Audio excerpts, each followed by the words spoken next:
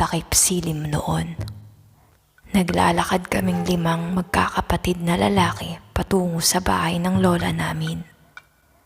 Sinasamahan namin si lola sa lumang bahay tuwing gabi sapagkat siya na lamang mag-isa ang nakatira doon simula noong lumipat na kami ng ibang tirahan. Masukal pa ang lugar namin noon. Madaming mga malalaking punong kahoy na nasa paligid. Madilim at halos wala pang ilaw sa lugar namin. Naabutan na kami ng dilim, kaya naman binilisan ko na ang aking paglalakad. Maya-maya pa hindi ko na namalayan na wala na pala akong kasama sapagkat malayo na ang agwat ko sa pagitan ng aking mga kapatid. Kaya naman pinagalan ko na ang aking mga hakbang nang sa gayoy maabutan na nila ako at magkasabay-sabay na kami sa paglalakad. Habang naglalakad, may naaaninag ako na isang imahe ng hayop sa may di kalayuan. Nasa gitna ito ng daanan at kasing laki ito ng maliit na baka.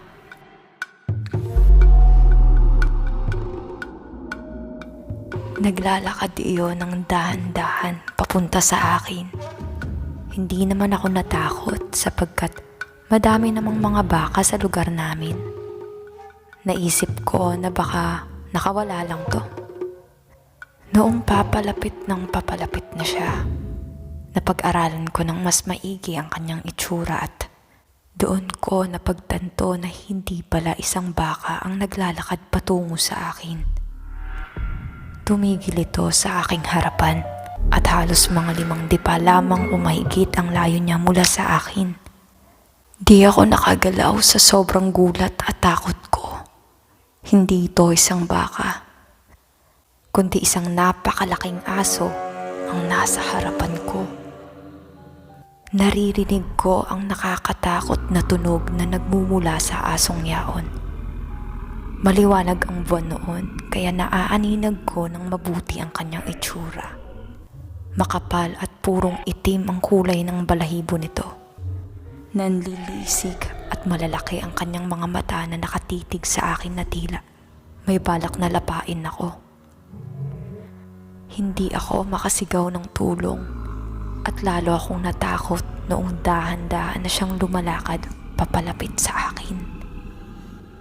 Naisip ko na lang na baka yun na ang katapusan ko noong mga sandaling yaon.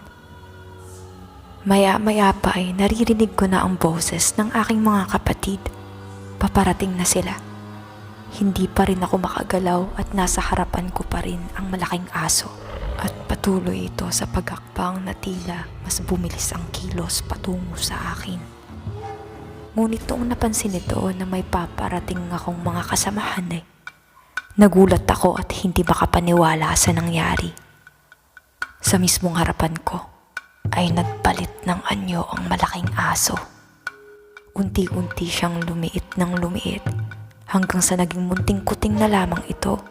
Pagkatapos ay dinaanan niya na lamang ako na para bang walang nangyari. Naglakad siya papalayo sa akin at pagkatapos ay bigla na lamang siyang naglaho sa kadiliman. Dumating na sa wakas ang 4 kong mga kapatid na lalaki. Nagpatuloy lang kami sa paglalakad at hinantay kong makarating muna kami sa bahay ng lola namin bago ko kwento ang lahat ng nangyari sa akin.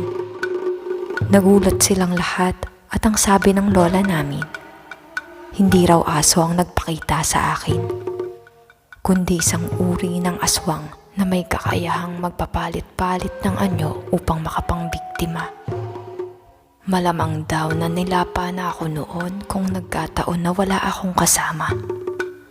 Hanggang ngayon, sariwa pa rin sa aking mga alaala ang mga pangyayaring yaon.